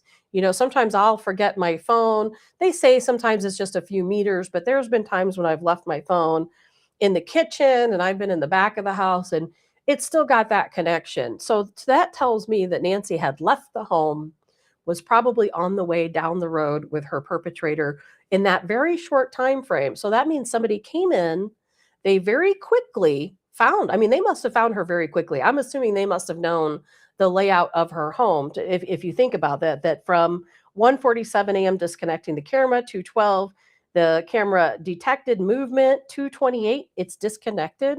So think about that. How many minutes is that from 2:12 to 2:28? 10 minutes or so, she's already out of the house and probably down the road, and her device is no longer connected. And we are told that her Apple Watch was found on the charger. Her phone was found there at her home. So those items were not taken with her. And let's see here. So then let's see, 11:56 a.m. Nothing else happens. 11:56 a.m. Somebody sometime that morning, I've heard 11 a.m. I don't really know what the time it was. Now, here's where I think there's a little bit of a discrepancy. Now, saying there's a discrepancy on social media versus, of course, investigators saying there's a discrepancy are two totally different things. I have not heard investigators say there's a discrepancy. But what we originally heard was that somebody from the church contacted the family, I'm assuming it was Annie, to say that, hey, your mom, didn't attend church services today. Now, in the beginning, we all thought that meant she didn't physically go to the church. They were waiting for her to pop in and she never showed up. And everybody was like, well, how did she get there? She doesn't, drive, apparently. She has these mobility issues. How did she get to church? Well, then we found out, well, she attends online church. So apparently somebody didn't see her log in online, and they contacted her family and said, hey, your mom didn't attend the online service today, we can presume. And, we're just wondering if there's something going on. Apparently she was very vigilant in attending these online services. So here's where the discrepancy is, though, is we were told in the beginning that her family went to her home and they were looking around for her for about an hour before they finally said, okay, we've done everything we can do here. We need to call authorities and report her missing. Here's where I think the discrepancy is, at least in my mind anyway, and that may change later. But at 11:56 a.m., the family, and I don't know who, they don't specify who the family is. I will assume, again, that it's Annie and her husband. I believe they're the only ones that live in the area. And her husband, Tommaso, they go to Nancy's home at 11:56 a.m. to check on her after getting that call. Well, at 12:03 p.m., that's just a couple minutes later, they call 911 to report her missing. So they were not there for an hour looking for her. They weren't there for an hour looking for her. Now, is that just an internet rumor? Can't talk today. An internet rumor that they were there for an entire hour, or is that truth? Did they really say and report that they were there for an entire hour and they looked for her and couldn't find any sign of her, so they called 911? I think it's kind of odd. This is just my personal opinion, and maybe it's not odd because there was obviously blood evidence. There were items there that apparently made it look like a crime scene. Their 84-year-old mother with mobility issues and some health concerns was not in the home. So I can certainly see why they would be concerned. So I don't know why the discrepancy with that hour. Were they really there looking for her an hour? According to the investigators' timeline, they were not. but maybe they never said that to begin with. So so again, at 12:03 p.m., the family calls 911 to report her missing. 12:15 p.m. is the estimated time when police arrived to her home. Yeah, I don't know. I think that's kind of strange. I mean, for me personally, I think if it's hard to say what you're going to do in that situation. I think for me, if I, having, I was a caretaker for my stepfather. Now, he was in a wheelchair. He wasn't going very far, but still mobility issues. If I would have came home and I was told that he didn't attend this online church service, I came home, I saw blood on the front porch. Maybe I would have noticed the camera was gone right away. Maybe I wouldn't have. And I went inside and I saw some blood in the home. I probably would have called 911 right away also. I really would have. So I cannot give them a hard time for calling 911 that quickly. Carl says you don't need to pay for service for cameras. See my comment at the beginning of the feed. You should be recording on site and to cloud storage if you choose. Someone also mentioned using SD cards in individual cams. Well, Carl, I'm talking about the camera she had. This isn't about me and my cameras. I was just doing an experiment, but the camera type that Nancy had, this has been corroborated by investigators. The type of camera she had needed a subscription. There was nowhere on her cameras for an SD card.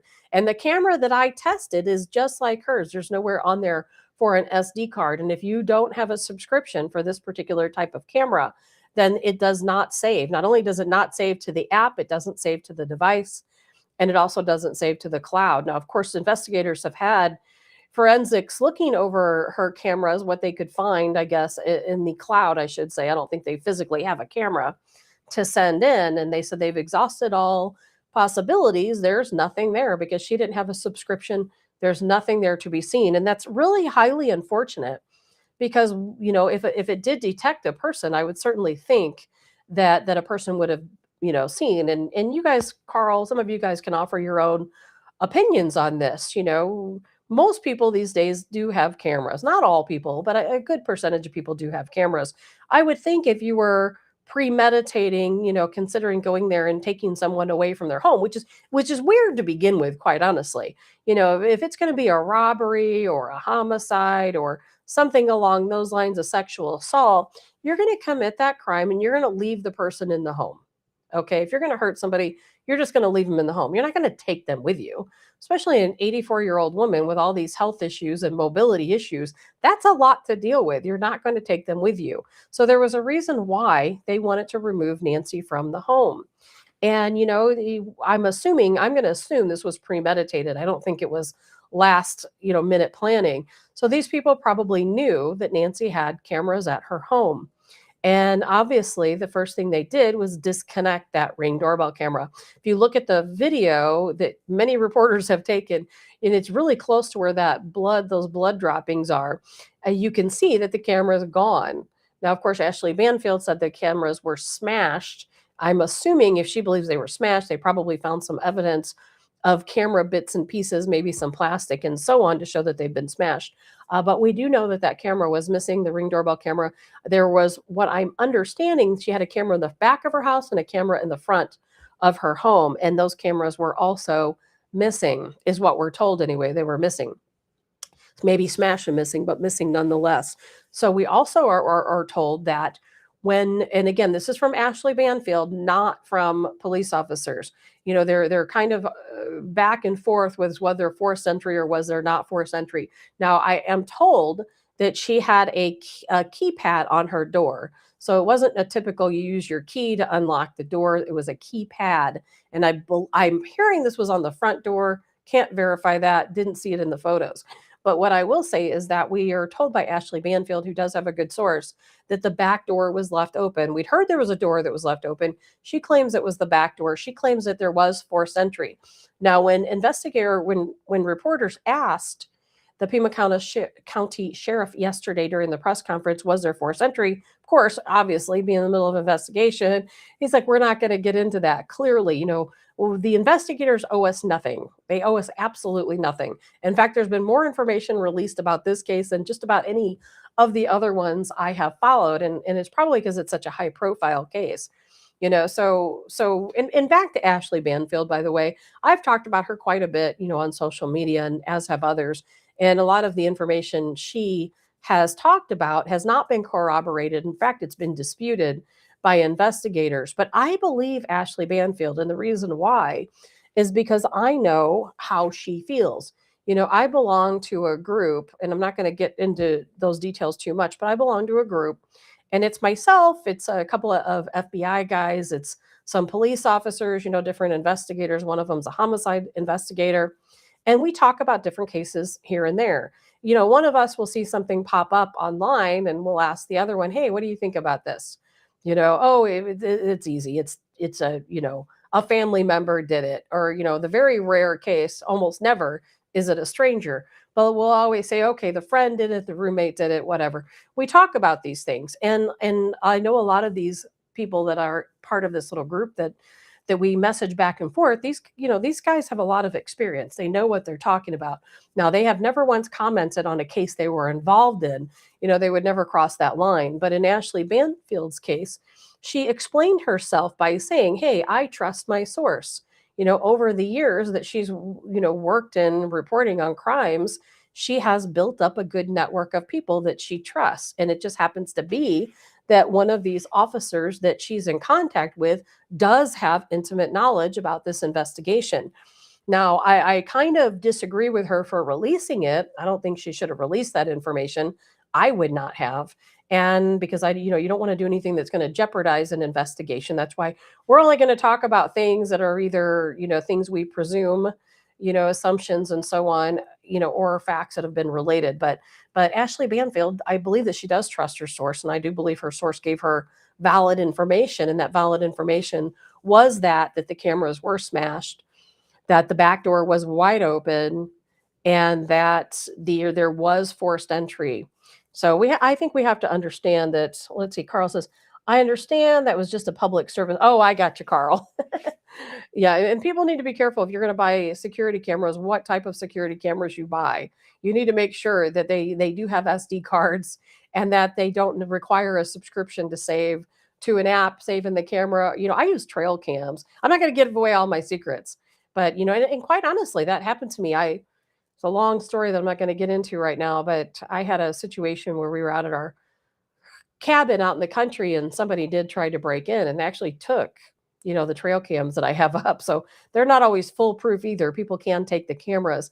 And I think in this situation with Nancy Guthrie, it's a very similar type of deal. These people arrived. I would have to think that it's premeditated. They knew the cameras were going to be there. They had a plan for what they were going to do with the cameras.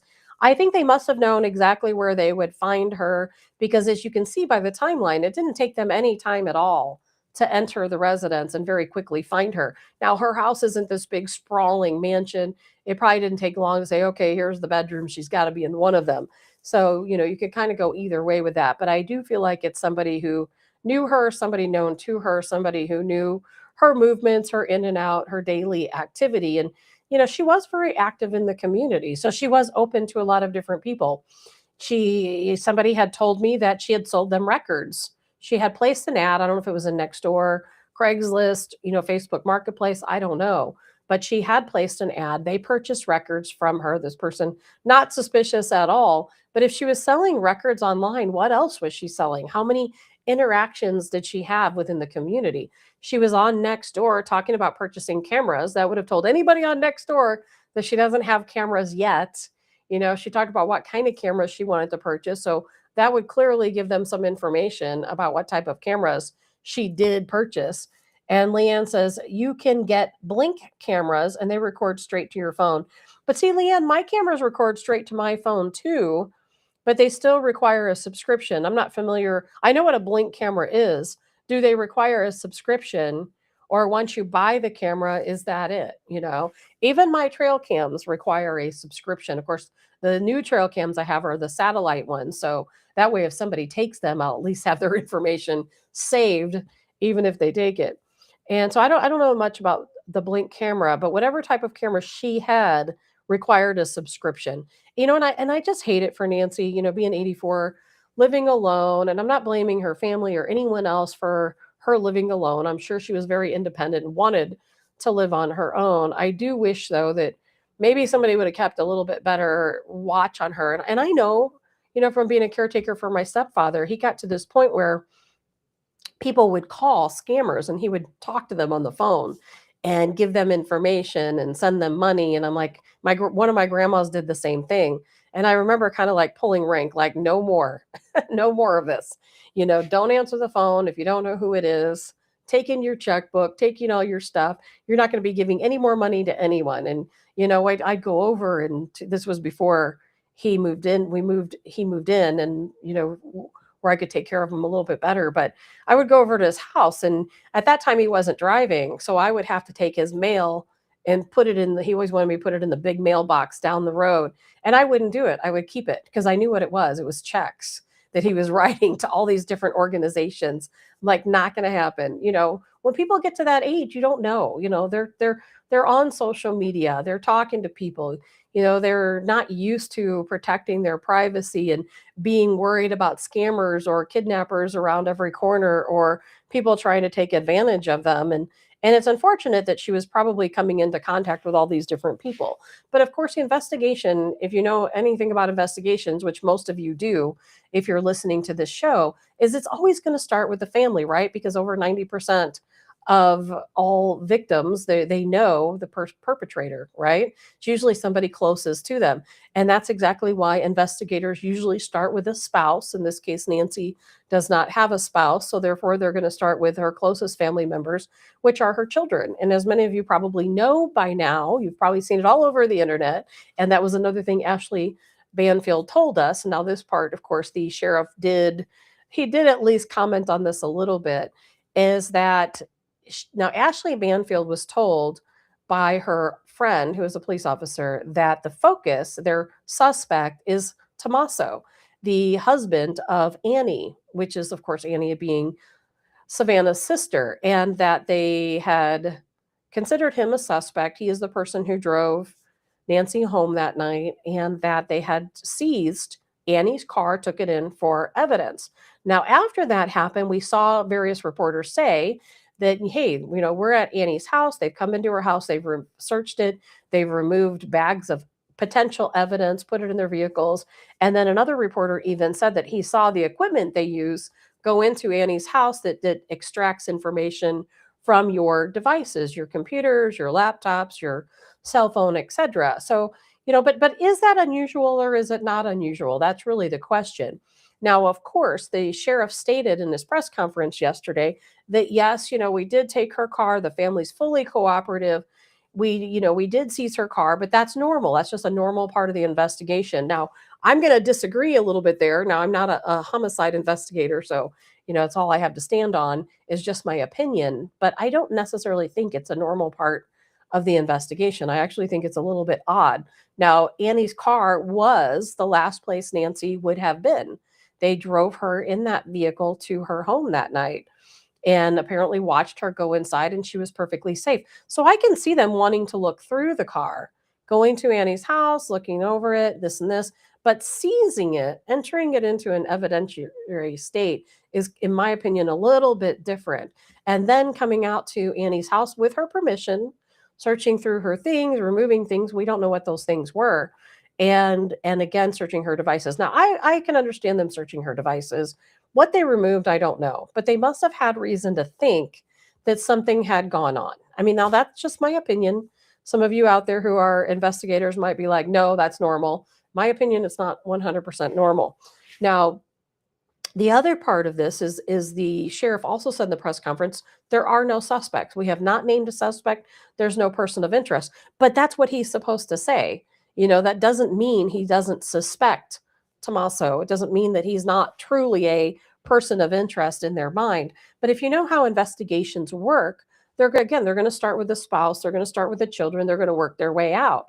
And what they do in these investigations is that they clear each individual person. Of course, they're working on the group as a whole, but as they clear somebody, they kind of put them on the shelf over here, to the left, and then the people they haven't cleared stay over here to the right, and they continue to go through this clearing process, and let's say that Tommaso, just as an example, I don't know this to be true, but let's just say that Tommaso, they're trying to get his information. Okay, Tommaso, you drove her home.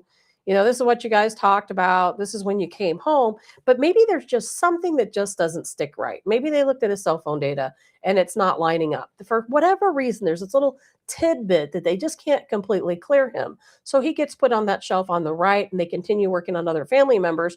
And as those people are cleared, again, they're put on the shelf to the left. But Tommaso, who they still don't have that last piece of information to clear him, he's still over here on this shelf on the right. And he's going to stay on that shelf on the right until they can clear him. Now, that doesn't mean that he did this to Nancy. It just means that he is not cleared yet.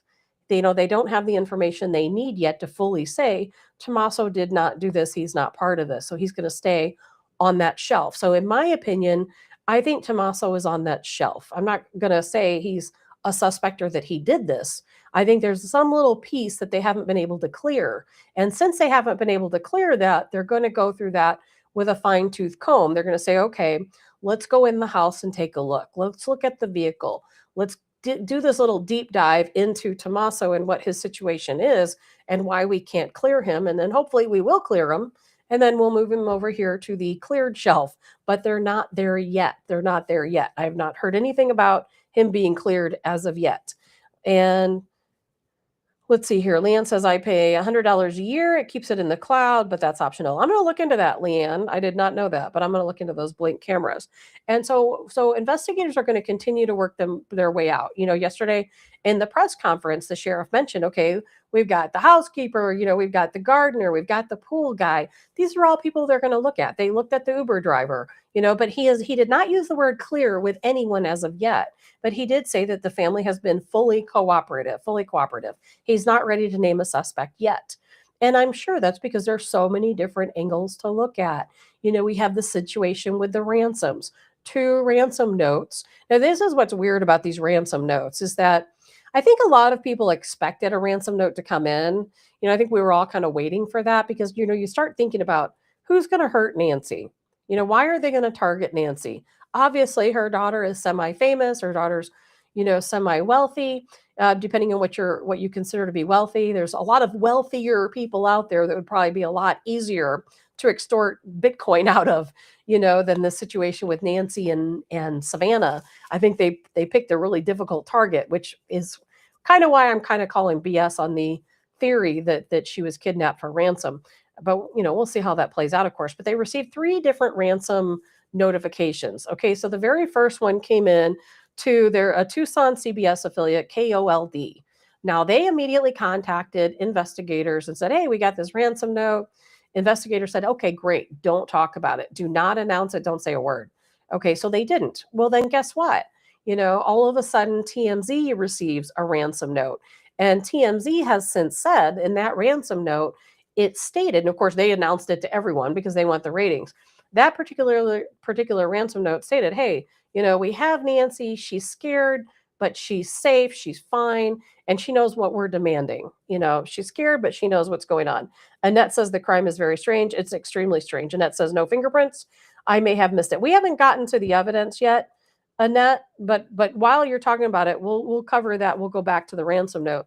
As far as evidence, there were several samples taken of various things. We're not told exactly what they were. We know one was blood evidence. We know that the blood evidence that they had, the DNA was fast-tracked through the lab. DNA can take a really long time to come back. If you fast-track it, you might get it back 24, 48 hours. They don't really like to fast-track a lot of different samples, so they usually pick one and have that fast-track. The rest of it, you have to wait. It can take anywhere from weeks to months, for some DNA to come in. Now, they've not, outside of that blood, which does turn out to be Nancy's blood droplets out on that front door. From what I understand, the blood droplets started inside and went outside. We don't know how much blood is inside. They have not talked about that. But we know the droplets outside were confirmed to be Nancy's blood. The rest of the DNA we don't know. And Annette, I don't know if they have fingerprints. I don't know if they have touch DNA. I don't know what they have, what type of maybe bodily fluid, saliva. We just have no way of knowing at this time. I've not heard any rumor as to what any of that is, other than they did have several samples that they sent in. But of course, then you come back, well, to the family. Well, and unfortunately, with a lot of cases, since most crimes are committed by somebody very close to you, it's usually somebody who's in and out of your house. So you're going to find their DNA in the house. That's going to be very normal. So investigators are going to be looking for DNA that does not belong there, DNA that would not normally be in the house. And of course, when they get their guy, they're going to try to figure out, okay, why would your DNA be in this house? And of course, there's a lot of different tactics. We get to that part of the investigation. We'll talk about that on a different show. We're not there yet. But, as far as those ransom notes go, so the third ransom note turned out to be a for sure hoax, such as somebody trying to extort money, taking advantage of the situation. They arrested that guy in Hawthorne, California. He had sent a text message to Annie Guthrie and had, sent them a ransom, something along those lines, by text message. They very quickly apprehended that guy. Now, the other two ransom notes, I have not heard any, we don't know. Are they from the same person? It seems like maybe they are. I do know the FBI and the sheriff's department are take them seriously because they have to. They have to take it seriously. They don't know. There was a deadline yesterday at 5 p.m. That was the first deadline. They did mention in the press conference there are two deadlines. One's on Monday, I think maybe also at 5 p.m., and one's today. Now, what I didn't understand is, does each note have a different deadline, or does one of them have two deadlines? They didn't really want to talk about that, understandably. So one deadline went yesterday and passed with no information. So I'm assuming, again, I'm only assuming, I don't have any facts to back this up. I think that each ransom note had a different deadline. One had 5 p.m. yesterday, one had Monday. And as you know from the videos, and I'll play the video here in just a moment, that the family did make that plea to a potential kidnapper. And they said, hey, we just want to hear back from you. We just want to give you some, for you to give us some information. And they're doing what you normally see. You see it play out in the movies all the time. They're looking for proof of life. They're saying, okay, if you have our mother, then you need to send us something and prove that you have her. And in the day like today, when there's all of this different technology and deep fakes and so on, it has to be something that can literally prove that they have her, that she's alive. We're seeing this photo or video today. Now if you think about yourself and you're the kidnapper's side, you've got to be really careful, right? Because you don't want whatever communication you used to track you. And I don't know how the ransom notes came in. I don't know if they were sent electronically, if they were mailed, if they were dropped off.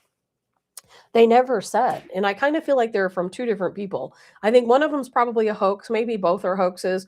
Maybe a ruse. It's certainly possible that whoever did this to Nancy wants it to look like a homicide. Wants it to look like a ransom.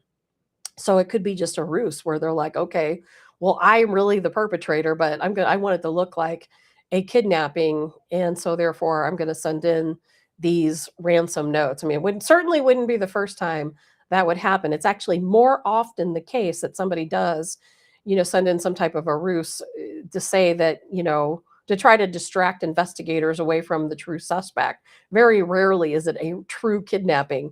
Now, I know Colonel Adams mentioned earlier that they're only 75, or he said, a little bit more than an hour from the border. Now, across the border in Mexico, it's fairly common for Americans to be kidnapped and held for ransom. Now, the United States has very strict no ransom policy. We as a country do not pay a ransom. We just don't do it. Now, I heard somebody say yesterday, well, we might, but for the most part, it is a law. Actually, it's legislation here in the United States that we don't pay ransoms because it just leads to more kidnappings. But there's no reason why the family can't pay a ransom. There's no law against that. They won't be breaking any law if the family decides to pay a ransom. Now, in Mexico, again, it happens pretty frequently. I looked up the statistics in Pima County, Arizona. And while, of course, all of Arizona is kind of overrun with different types of cartel activity and different things like that, I couldn't really find any incidents of an American being held hostage for ransom anywhere in Pima County or in that general area. I couldn't even find one instant of it. So it's not like people are running around kidnapping Americans, across Arizona and holding them for ransom. It's just not happening. In fact, not only is it not happening in Pima County, Arizona, it's not happening anywhere in the United States. Now, children's a different story. Sometimes children are kidnapped and held for ransom. That happens a little bit. It's still rare, but it's a little bit more common. They don't even track adults being held for ransom because it happens so rarely within the United States. So I don't think this is a situation that somebody has come over from Mexico and they're holding Nancy hostage for ransom like they would do as a cartel inside Mexico. I think that's pretty much impossible for that to happen at this point. And that says who kidnaps an 84-year-old? I heard this is extremely rare. Exactly, Annette. Now, it's extremely rare to begin with. It's even more rare for an 84-year-old because if you're going to kidnap someone, your goal is to get the money, right? You want to profit monetarily. And that means if you want to profit monetarily, you have to produce a victim. Now, there was a case that I know I read about a while back where there was a young woman. I can't remember. She was in her 20s, I believe. She might have been a teenager. I can't really remember. But she was a very young woman and she was kidnapped. And it was a crazy story. And the kidnapper had taken her back to his home, held her in a back bedroom. And before he killed her, he took a picture of her, with something to show her proof of life. And he had that. Then he determined, well, that wasn't going to work. And he had already, of course, killed her. And to get the ransom, they're like, just like they are now, hey, we need this proof of life. So I'm not going to get into the gruesome details of what he did to this poor girl, but he staged it to look like she was alive and he sent it in as proof of life. I'm not going to get into what he did to do that, but in the end it didn't work, and of course he was caught. In this situation, I think that was, of course, before we had all this AI and all these other things that took place. If this is a valid ransom note, if it's a valid hostage situation, then these folks are going to have to come up with a proof of life. If they don't, that's it. There's nothing anybody can do if they don't come up with a proof of life. They're just not going to take it seriously. If it were me and I would think I would know what the investigators are thinking, I would think they probably don't think it's a valid ransom, but they have to take it seriously because they have to take every avenue, every lead very seriously. But while they're working on this ransom situation, they're also looking at all these other leads. They're still trying to clear other people. The only thing that might lend to the ransom situation is some of the other developments. There have been people within the neighborhood who said they've seen people lurking around. There was a attempted home invasion not terribly far away, not in her own community, but not terribly far away. There was allegedly a guy lurking near Nancy's house just prior to the police arriving after that 911 call. Now, my guess is he was probably a neighbor, a nosy neighbor, or somebody around the area who heard the 911 call. Everybody listens to scanners these days, right? We have all these scanner apps. I know here where I live, I don't even know how I got part of this plan, whatever it is. But anytime something happens in my area, I get a notification on my phone. And whatever service this is, again, I don't even know how I subscribe to this, but it automatically sends me a copy of the 911 call, like immediately. And so as soon as I get that, I'm like, okay, there's something going on, across town. Around here. It doesn't happen that often, but there, maybe it does, maybe it doesn't. But either way, maybe that was a neighbor who was just being nosy. Some people have said, well, maybe it was the kidnapper and they came back for her medication or they came back to check on things. They were just looking around looking. I don't really think that. I think that a kidnapper or anybody who was associated with her disappearance would be pretty darn stupid to come back in the daylight. That would be certainly a good way to get caught. So I don't know who that guy was. I highly doubt he's related. But then, somebody else has also said that they saw a white van in the area in the days leading up to Nancy's disappearance. And one of the neighbors talked about it because they said, well, it's a white van, didn't have any markings, didn't have anything on it like they were a plumber or a pool person. It was just a white van parked on the side of the road. And they had seen it on a couple of different occasions. So I don't have any information on that. I would have to say that any kidnapper who drove a plain white unmarked van hanging around the neighborhood for a couple of days is not a very good kidnapper. Because what are you going to do when you see a plain white unmarked van? You're going to think, oh, kidnappers, child molesters, and you're going to mentally make a note, just like this neighbor did, that, hey, I saw this very strange, unmarked white van, no windows, just hanging around the neighborhood. That's a good way to stand out, isn't it? Kidnappers don't want to stand out. So I'm going to dismiss that as being a whole lot of anything.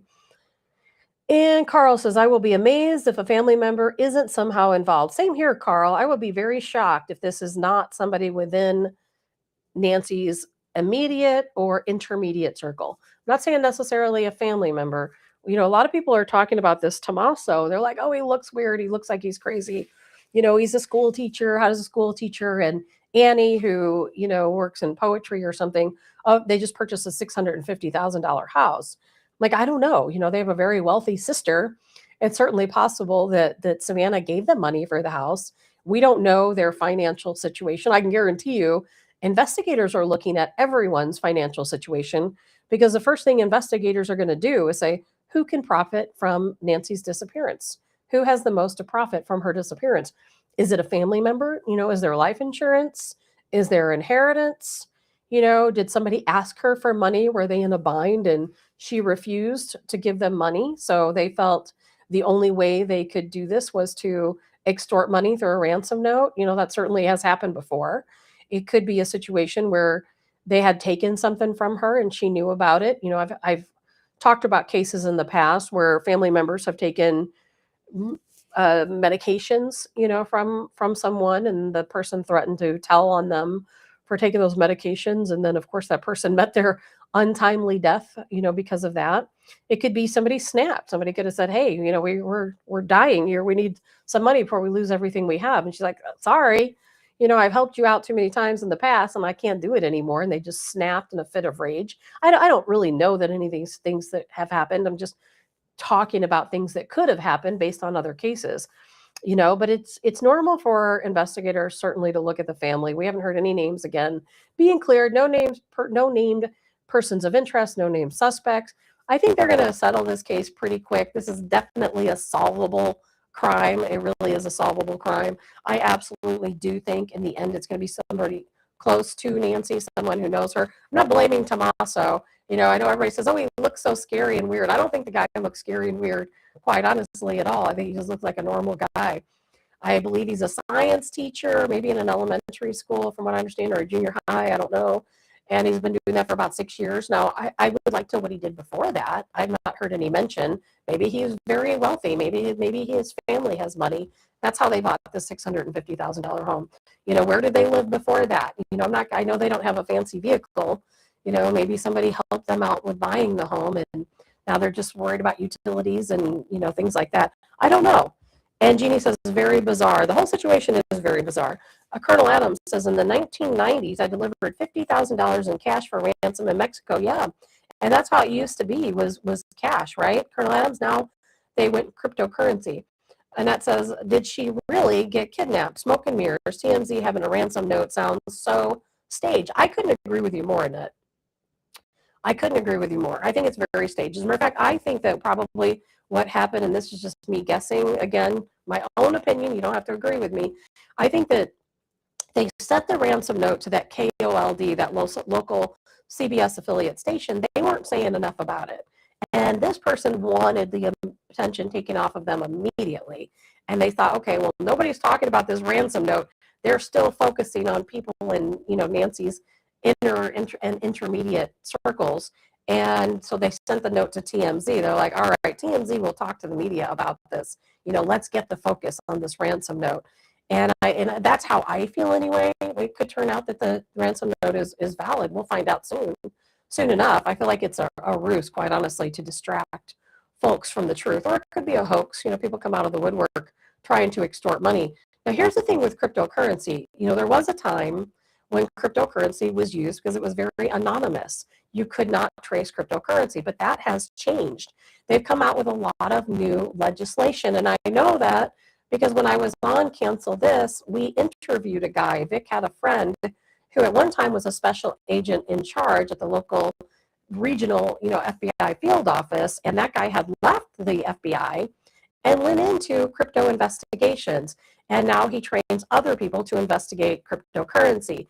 So now when you make those exchanges, there are laws in place where these exchanges, the crypto exchanges, do have to report the IP address and other things affiliated with these exchanges. They didn't have to do that before. But now when it's a very serious case that involves homicide in particular, they can go back and issue subpoenas. Same with phones. People might want to say, well, I used a burner phone, or I use one of these text now type apps. Well, guess what? When it comes to a homicide investigation, there's no such thing as burning your information. it's all going to be there. No, they might not have your name necessarily, but they will trace it through your IP address, through your different areas. I know a long time ago, people said, oh, I use the VPN. If you use the VPN, then they're not going to catch you. Well, that's not the case anymore. If you use a VPN and you commit a homicide, they're going to subpoena that VPN company. That VPN company has to hand over your IP address. So it's not like it used to be where people could do all these anonymous things and not get caught. So whoever these kidnappers are, if in fact they are truly kidnappers, there's a very good chance they're going to get caught. And Jeannie says, oh, my sound is weird? I don't know. And Carl says, did her audio just get crunchy or is it on my end? Well, I don't know what's going on. It sounds like static. Well, I haven't, maybe you know what? My hair is on my microphone. Is that better? I was probably moving around too much. My hair is on my microphone. If you guys could hear me, I was just saying how these days you can't get away with things like you used to be able to do. VPNs don't hide your identity anymore when it comes to homicide or other serious cases. Cryptocurrency exchanges, they don't hide your information anymore. I don't know what's going on. Now all of a sudden my computer's acting crazy too. Does it still sound like static or is it better? I don't have a whole lot more to talk about because it is getting late and I have to work. I've been talking about this far longer than what I expected to talk about.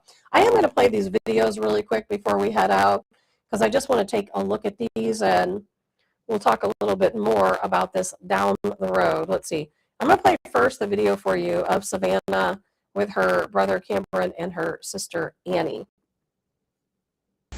We too have heard the reports about a ransom letter in the media. As a family, we are doing everything that we can. We are ready to talk. However, we live in a world where voices and images are easily manipulated. We need to know without a doubt that she is alive and that you have her. We want to hear from you and we are ready to listen. Please reach out to us. Mommy, if you are hearing this, you are a strong woman. You are God's precious daughter. All of you guys have seen this before. If I sound staticky, I'm probably just going to cut it short. I need to go anyway. Obviously scripted as it's supposed to be. That's the first statement we heard from the family. A lot of times family will appear at these press conferences. They did not because they were probably told by investigators not to. Not because they don't care about their mom. Not because they don't want to make a statement, because investigators tell them not to. This is a very thought out process. Every single thing they do does make a difference, especially now that they have this ransom note. They have to carry it out as if it's a valid ransom note. They have no choice. The video sounded fine, but I'm still staticky. Well, I think my camera looks normal. I don't think there's anything going on with it.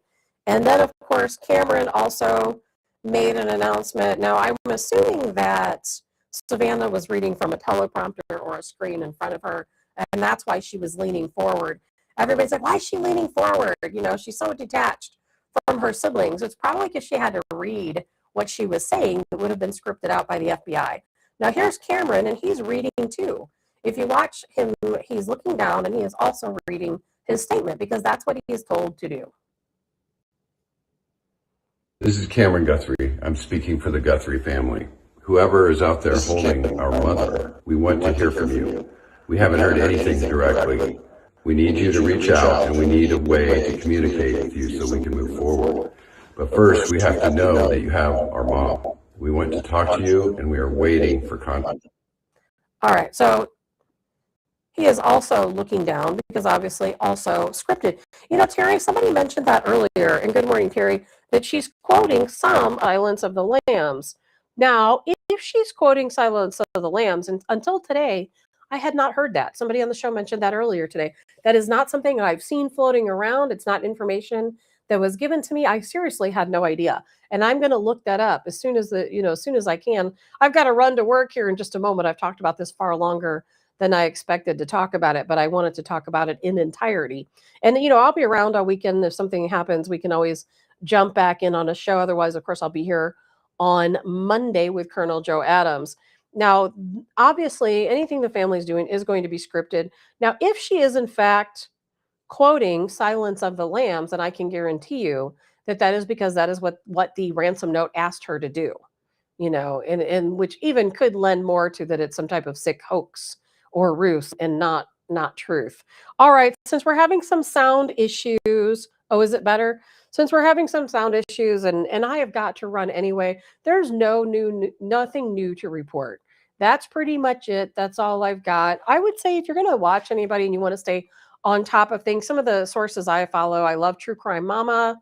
I love Abby Blabby. If you're going to go out there and follow some folks online, I like Ashley Banfield. These three, I'm busy. I'm working. I'm not right on top of things. I just cannot be.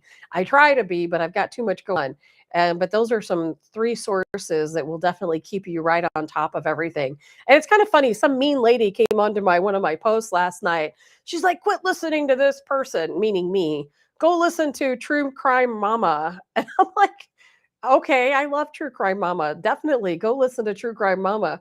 And then people are like, you should only talk about the facts. You shouldn't be making all these guesses and talking about your opinion. I'm like, well, that's what you do when you talk about crimes. If you want to hear the facts only, then go listen to the press conference and then don't talk about anything other than what they have on the press conference. But when people who are, talk about true crime stories, most people are going to talk about other things. You're going to talk about rumors. You're going to differentiate and say, hey, this is just a rumor versus, hey, this is a fact. But you're going to talk about both of those things. You are absolutely, going to speculate. Speculation is a good part. And I've been involved and I've been very interested in true crime, my entire life, literally my entire life. And I would much rather talk about crime than politics, quite honestly. And like I said, I wrote that crime blog for a few years. I just stopped doing it because I'm just entirely too busy. And especially, with back then being on radio, it was just too hard to keep up with the radio show and keep up with the blog, plus do my actual job. And so I just stopped writing for the most part. I might get back into it at some point. But my grandpa, back in the day, my grandfather Delmar, he would get remember those old raunchy true crime magazines? And I mean, they were very graphic and they would talk about these different crimes and things that had happened. He would read those and he'd give them to me and I would read them. And I mean, I was just a kid, but that really is where my fascination with true crime started. And it has kind of carried through to now. And being in the security industry, having a lot of friends that work in law enforcement, it's always something we do talk about and something that I like talking about. And, it's kind of a different reasons why I'm fascinated by it. Now, again, most of what I wrote was about stranger crime because stranger crime is the rarest. Most people, I will say it again, most victims, I would say 90, Colonel Adams, I don't know if you have an answer, or Joe, Carl, any of you. I would say about 96%. I'm just going to guess there might be higher than 96% of victims, they know their perpetrator. Most of the time, it's somebody within those to intermediate circles. And then you span out from there, and it's at least somebody they know, somebody who knows them, somebody they've seen before. Crimes committed by somebody that you don't know, stranger homicides, stranger abductions, are less than 1% of all crimes, less than 1% of all crimes. And I've heard there's about 2 to 3.5% times it's not necessarily a stranger, but it's somebody that has seen the victim has seen that person before. And then the 90 something percent are people who are either immediate family members or intermediate family members. So something to think about there, something to think about. All right, guys, that is it for me. It is time to go. I have talked entirely too long. I'm probably not even making any sense anymore. Carl says I used to keep up with FBI crime stats, but not sure anymore. Yeah, I do, but I don't, but I do talk to these folks. And one of my FBI friends actually is convinced, he is absolutely convinced that whoever perpetrated this crime is in Nancy's immediate family. And now, but what's interesting though is who he thinks it is, and it's not who's being portrayed in the media. But we'll talk about it another day. If anything breaks this weekend, there's anything to come back and talk about, we'll do that. Some friends have sent me other cases of people they know If you know me, I've talked a lot about Betty Alexander. Betty Alexander, if you get some spare time this weekend, look up Betty Alexander in Sullivan, Missouri. Her case is almost identical to this. Very strangely, it's almost identical. That's Betty Alexander missing in Sullivan, Missouri. I mean, it is crazy how they're not related. These cases are not related, but it is absolutely wild how identical there are, and two totally different approaches by law enforcement makes it even more interesting. Well, guys, have a good weekend. If you're watching Super Bowl, if you're watching the TPUSA halftime show, I won't be watching any of it because I'll be busy working this weekend, but I do hope you enjoy it. I will see you all on Monday. Colonel Adams will be joining me at that time, Colonel Joe Adams of the Washington Guard. We missed him today. We'll be happy to see him then. Keep an eye on Iran. I didn't plan on talking about it much today, but the United States and China have both asked their citizens to leave Iran immediately and to expect that there could be roadblocks, there could be internet outages, there could be canceled flights. So get out now while you can. And I'm tired of guessing when it's going to go down in Iran, but it seems like it's getting closer every day. All right, guys, have a great weekend. I will look forward to seeing you all on Monday. I'm Tabitha.